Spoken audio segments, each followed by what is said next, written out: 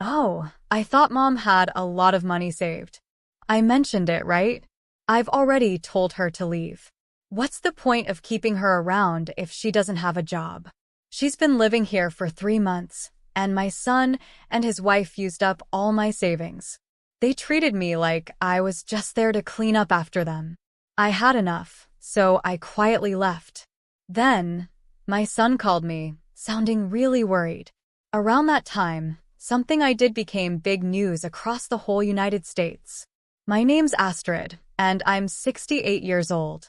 I'd been living in France for a while, but my health got worse, so I came back to the States.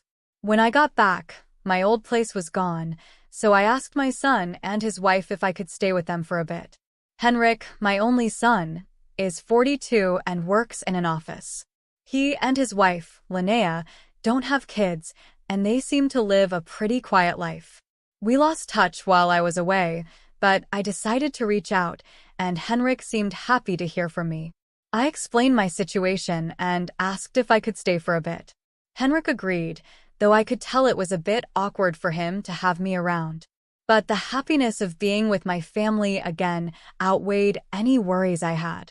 I arrived at their house feeling a mix of nervousness and happiness. Henrik and Linnea greeted me, though Linnea didn't seem too thrilled.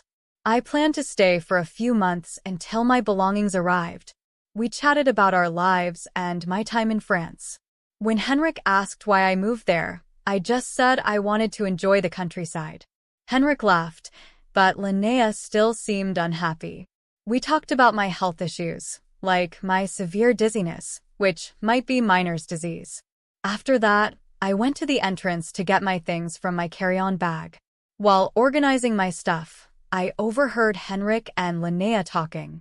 Henrik was asking if Astrid could stay, and Linnea didn't seem keen on the idea. She was worried about living with an older person and how long I'd be around. I felt bad for imposing on Henrik and his wife so suddenly. I'm sure it's a big inconvenience for them. But despite everything, I'm really happy to be spending time with them after all these years apart. When Henrik was young, I raised him all by myself after losing my husband.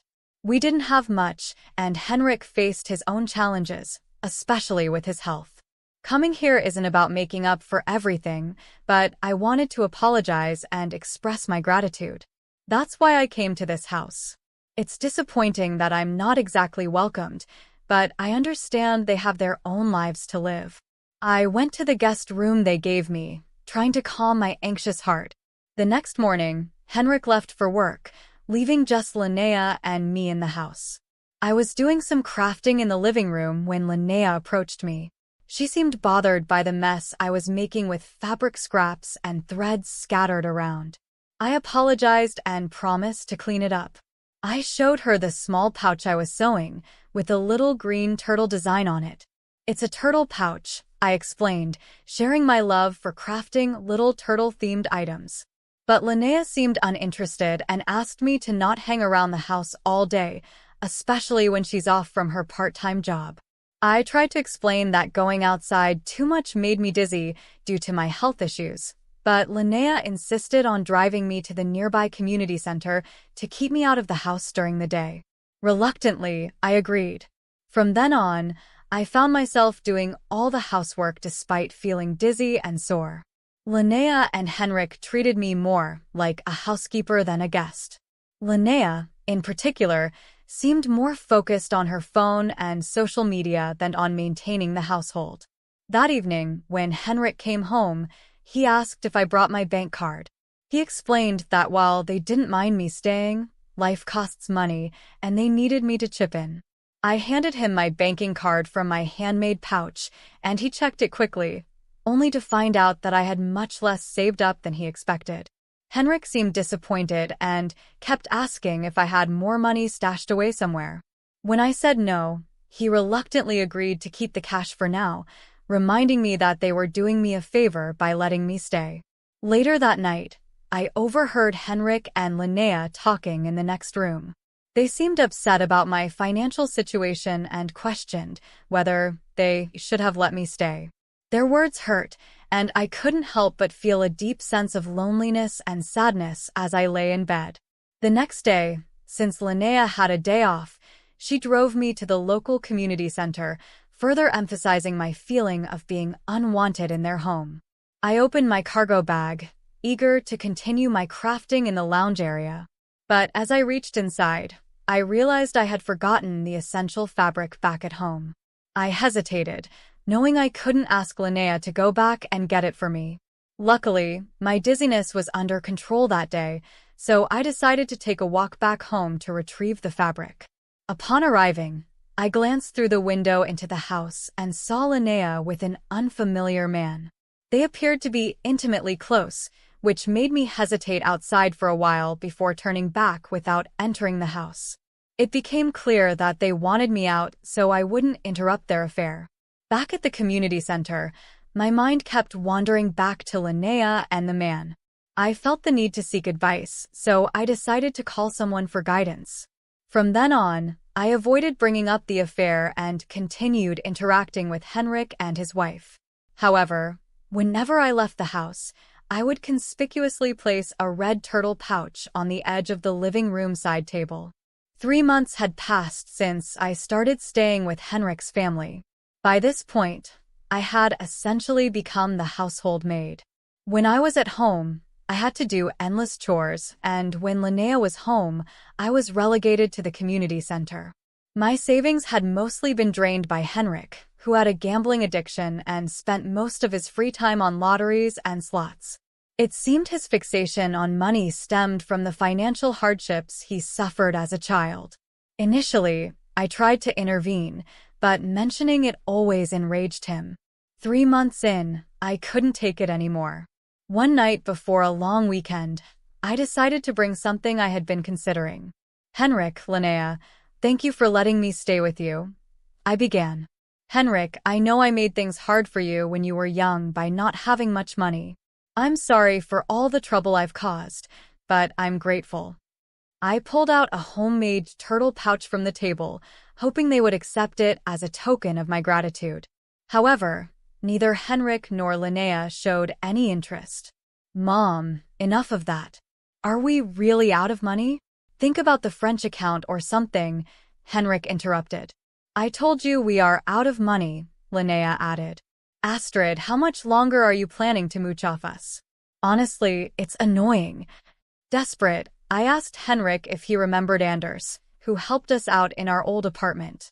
But he brushed it off, saying he didn't remember and told me to stop bringing up old stories.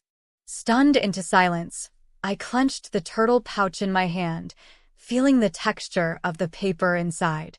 The next day, Henrik and his wife went on vacation, leaving me behind. I had already planned to leave the house after yesterday's conversation, so I quickly packed my bag with the arranged carrier and sent them off to my home in France. I also didn't forget to put the red turtle pouch into my carry-on bag. Leaving a simple note of thanks and goodbye on the table, I departed from the house where I had been staying for 3 months. However, instead of immediately returning home, after staying in a US hotel for a while, I kept busy with various tasks, expecting Henrik and his wife to contact me eventually. Sure enough, about 2 weeks later, Henrik called, sounding agitated. "Mom, what's going on?" "The turtle pouch, it's yours, isn't it?" he exclaimed over the phone. "Ah, you noticed," I replied calmly. It wasn't a surprise to me when I saw the news on TV about the turtle-shaped pouch. Inside, it was a check for $2 million. It was my way of saying thanks for all they've done and to apologize for all the trouble I caused as a kid. Some might find it shallow to atone with money, but I had dreamed of the day I could give it to them, saving up bit by bit over 38 years. Before meeting Henrik after a long time, I did some digging and found out he was in debt. He tried to pay off gambling debts with more gambling, only to find himself sinking deeper. He had a steady job, and I just wanted him to clear his debts and leave peacefully. But they refused to accept my gesture. They had completely forgotten about the kindness they had shown to my family and me. So, I decided to divide the $1 million check into smaller sums and donate them to charities and welfare organizations across America. I placed the donations in that handmade turtle pouch and sent it anonymously. The turtle pouch became a sensation, making headlines and trending on social media. "Isn't that the turtle pouch, Mom?" Linnea's son asked on social media. "Mate, so that means you are going to give us one filled with money too?" "Yes, exactly. That was my way of saying thank you and I'm sorry," I replied. "I've been crafting both the pouch and saving the money to give to you." "Well, you could have said that. We would have taken it. If you didn't want my feelings, then you don't need my money either," Henrik yelled on the phone, completely unhinged. "It's my money. How dare you deceive me? Give it back," he demanded. Unable to listen anymore, I pulled the phone away from my ear and took a deep breath. "All right, calm down. You're giving me a headache. There's one more turtle, and if you really want it, it's yours," I said. Henrik finally settled down, and we agreed to meet later at a cafe. On that day, I took the last red turtle in an envelope to our meeting spot. Henrik and his wife were already there, demanding the money before I even sat down. Silently, I pulled out the red turtle, and Henrik snatched it immediately, unzipping its shell. But inside wasn't a check. It was a small electronic device. "What the heck is this?" Henrik exclaimed, confused. He fiddled with the device, finding a tiny button and pressing it. A voice began to play, and Linnea, standing next to Henrik, immediately paled when she heard a voice recording. It was her voice, speaking warmly with another man that wasn't Henrik. Flustered, Linnea tried to snatch the recording from Henrik's hand, but he didn't let go. While they grappled, I opened the envelope and laid out several pictures on the table, photos of Linnea cheating with another man at home. Presented with irrefutable evidence, Linnea was flustered and kept asking why. Henrik picked up the photos one by one, examining them closely. Intently, I confronted Henrik and Linnea about the suspicions I had harbored since coming to their house. "Something seemed off," I began. "A friend told me I could hire someone to find out and even offered to cover the costs." Henrik was bewildered. "What's your problem? Why would you do this?" he asked. "Well, you're my son's wife," I replied. "It's sad to think family is deceiving each other. You'll understand when you're older. I guess fate brought me here to discover your infidelity, Linnea." Linnea was taken aback. "Have you been lying to me all along?" Henrik demanded. "Since when?" Linnea retorted. "You've got your own secrets too. If you're blaming her for cheating, you need to fess up as well." Henrik insisted he had never cheated, but Linnea accused him of wasting all his money on gambling. Henrik fell silent, and it was Linnea's turn to speak. "What about you wasting all your money on gambling?" she countered. "I only use the money I earn," Henrik argued. "And you have your part-time jobs, so you should have some money." Listening to their squabble, it was clear that this couple had somehow managed to keep it together until now. Neither of them had any money. "Tell me you weren't $80,000 in debt, Linnea," I interjected. "You've been giving all your earnings to your affair partner." Shocked, both Henrik and Linnea began shouting at each other. I was floored when I first heard the investigation results. This couple was on the brink of bankruptcy. "We can pay back the debt if we get Mom's money, so give it to us now," Henrik demanded. But I explained that I had already donated all the money. "The only thing left is this red turtle figurine," I said. Henrik's rage erupted. "Remember what? You're kidding me." "All of it," he shouted, lunging at me across the table. Other customers started paying attention, and the staff hurried over. "The $2 million is mine. It was supposed to be mine. Give it back." Henrik yelled. The police had to be called to restrain him. After they talked some sense into him, they kindly escorted me back to my hotel due to my concerns about Henrik's aggressive behavior. A week later, Henrik and Linnea's relationship had deteriorated beyond repair due to the affair and debt. They got divorced. Henrik, now single, became even more consumed with gambling, accumulating more debt. He was caught trying to embezzle company funds, avoiding criminal charges but getting fired. His outburst at the cafe was captured on video and spread on social media, making it difficult for him to find another job. Unable to bear the shame, Henrik cut off all contact and disappeared. After the divorce, Linnea had no one to rely on and moved into an old public housing unit, living alone.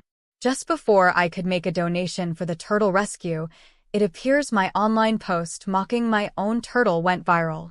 Linnea started facing harassment and stalking, which eventually spread to her part-time job and got her fired. Even the man she was having an affair with grew tired of her and left. Now, without any income, she's living on temporary assistance for needy families. After that, I returned to my home in France. Once I finished unpacking in my apartment, I changed into a dress with practiced ease. As I was reviewing some work documents, I heard a noise at the entrance. It seemed Anders, my cohabitant, had returned home. "Hey, Madam President, welcome back. How was your trip to America after so long?" He greeted me with a smile, setting down his coat and bags. Anders is 73 years old. He was a resident in the same apartment complex where my son Henrik and I lived years ago. Back then, I was struggling with poverty, having lost my husband and caring for a young asthmatic Henrik. We had no utilities, and with no one to turn to, I was desperate and considered ending it all. It was Anders and his wife, our upstairs neighbors, who saved us.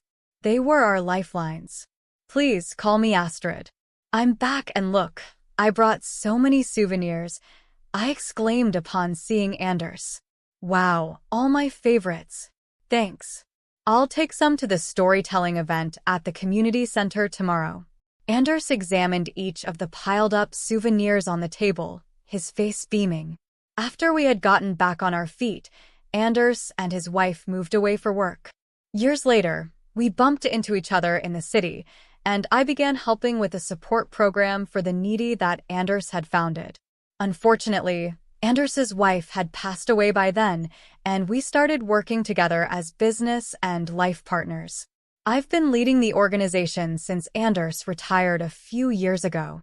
What started as a small operation by Anders and me has grown into a large-scale international organization over the past 28 years. Currently, we're focusing on supporting single moms and raising children. We moved to France a few years ago to study their advanced support systems. Although we became quite known in France, we're still not widely recognized in America. I plan to expand our activities there soon and wanted to spend time with Henrik and his family as just a mom before they found out about my work. In the end, I couldn't get them to understand how I felt, but that's their choice. Even if it was for a brief moment, I was happy to spend time as a family. I am now 68 years old, but it's just a number. There's still much I want and need to do. I straightened my back in my dress and began thinking about my international speech for tomorrow.